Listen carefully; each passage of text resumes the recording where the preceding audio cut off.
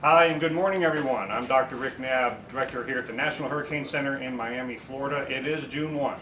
It is the beginning of the Atlantic hurricane season. I'm out here in hurricane operations where our hurricane specialists operate, and they've been on shift for a while now. The routine operational shifts began on May the 15th when the eastern North Pacific hurricane season got going. As we've seen also, the Atlantic hasn't been completely devoid of activity. We've already had Alex and Bonnie preseason systems, but as a reminder, preseason and early season activity don't tell us a whole lot about what the peak of the hurricane season might be like. But I wanted to share with you what we do out here in hurricane operations, and again, the hurricane specialists are already on shift. And let's swing across this way. This is one of the operational desks. This is where we usually would write the advisories for the most prominent Atlantic tropical cyclone that's out there. And this is hurricane specialist Dr. Jack Bevan, who, just like me, happened to go to Florida State University. Jack, good morning.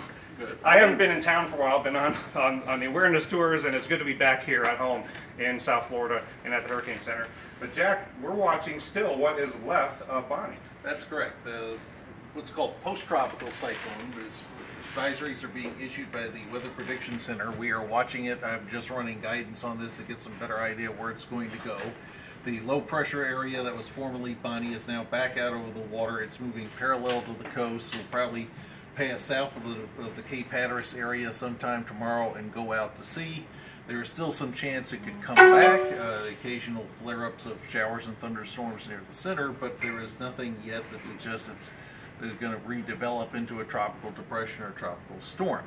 In addition to this, we are also watching a disturbance in the Pacific that does have a high potential over the next several days to develop into a tropical cyclone, and then there's a possibility of another system or two in the Atlantic that don't exist yet, but our computer models are suggesting at least some possibility something will happen, including Western Caribbean, which would be the normal generating area at this time of year. Yeah, things can happen close to home early in the hurricane season. Now, one of our most important products to get across some of the things you've just been talking about is our tropical weather outlook. We have the 5-day graphical outlook in both the Atlantic and the Eastern Pacific basins. Talk about what you look at as we're putting together the 5-day outlook product. Well, the 5-day outlook product, first thing we look at is see just what systems we have existing.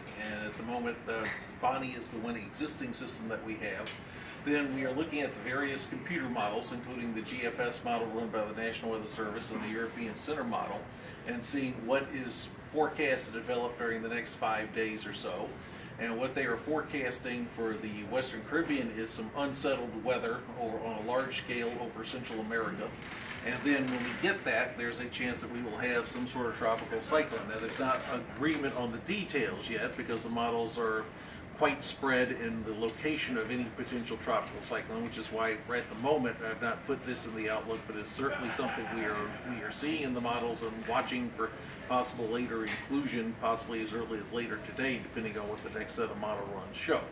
What is clear is that we'll have some unsettled weather down in the Western Caribbean and Central America starting over the weekend, and if that happens, we'll have to watch that for the potential of something developing there. And that's not abnormal for this time of year. Actually, that's kind of the rule this time of year rather than the exception. Yeah, the Western Caribbean, the warmer waters down there, and the way the atmosphere tends to set up early in the season on both sides of Central America. So we've had many June systems that originate close to home, and then they tend to want to come north when they do form in that area. And that several of the models are hinting that if something does form near Yucatan over the northwestern Caribbean, it'll move into the Gulf of Mexico. Now, which part of the Gulf of Mexico is still a little nebulous. That's where some of the spread is occurring. One of the models has it in the western Gulf of Mexico going towards Mexico. Several others would bring it up more to the eastern Gulf of Mexico. And at this stage of the game, 5 days out, we can't really pin down the details of that very well. So. And that's why the Tropical Weather Outlook product is so important, because that's when we can put something in that product that conveys to you the chances of it forming within the next 5 days and where that formation could occur. And when that outlook is empty, it's pretty far in advance, not time to be worried too much about it. But again, early season activity can form in the Western Caribbean, and we are continuing to monitor the Eastern Pacific, which gets active even earlier than the Atlantic typically.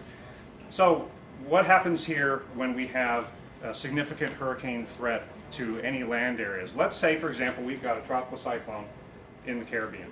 and we have some of our international partners who are threatened. We're coordinating watches and warnings with them, and the U.S. is also threatened. How is it that we're able to put together all those advisories, do all that coordination, and get the advisory out in time? Well, several steps in the process, and the first step is to gather all the data from satellite, radar, aircraft, and the like, which is a continuous process, but we really concentrate on the first half hour, 45 minutes of the advisory process. That tells us where the storm is, how big it is, how strong it is, and which way it's going. Then we will trigger off our various computer models. I mentioned some of them when we talked about the Genesis, but they also work very well for the active cyclones, and we'll get these plots back of the various models. And actually I've got one I was just bringing up right here for former Bonnie, which is going to go out to sea according to the vast majority of our guidance. And I will take this, and my fellow specialists will take this, and we will use it to make our forecast of the track of where the storm is going. And we'll just sit here and do all the forecasting around this computer. We have similar guidance for the intensity and the size of the storm. And what I do as a hurricane specialist is to take this guidance, and a lot of times it doesn't agree as well as this particular suite is. It can be quite conflicting, and turn it into the forecast that goes out in our advisory products. And then we will coordinate not only with our international partners, with the National Weather Service as well, a variety of ways of coordination, some of it internal inside the NWS, some of it commercial telephone, and let everybody know what we're planning to do, get the appropriate watches and warnings up, and then finish up the advisory and get it out on the street.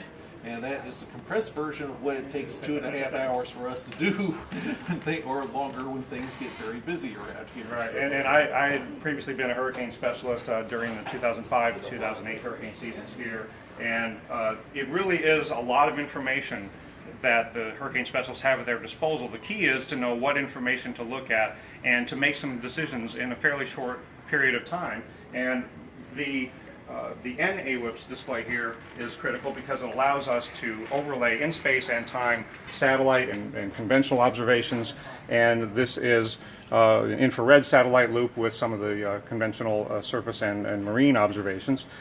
We also have the ability to look at coastal radar. The post-tropical cyclone Bonnie is within radar range of the Carolina coast. And then what Jack was showing you earlier with all of the model tracks on it, this is where the advisory is actually composed.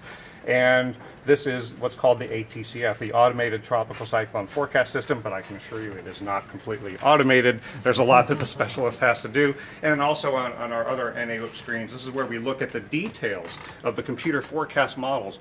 Those tracks are just a simplistic view of where each model is forecasting the center of the system to go, but there's a lot to digest in terms of what the models are doing in terms of the structure of the cyclone. So this is hurricane operations. This is where we sometimes not only deal with one cyclone, but could be dealing with multiple cyclones at any given time. And then right here is our media desk, where I and a few others might do some media interviews when there's a hurricane threat to the U.S. We're immediately adjacent to operations and talking directly to our media partners in our media room. And by the way, this room has been busy much of the off-season. This is where we conduct a number of training courses and conferences. We've been busy during the last several months getting ready for today, getting ready for the start of the hurricane season. And not just on a professional level. We've been doing it on a very personal level too. I've been getting myself, my family, my home ready by updating my insurance and checking my shutters and buying my supplies, making sure family and friends who live in an evacuation zone have a plan to get out. So hopefully you are doing the same thing, getting ready for the next hurricane. Thanks for joining us here on Periscope on NWS NHC. Have a safe hurricane season. Check our tropical weather outlook throughout the season at hurricanes.gov.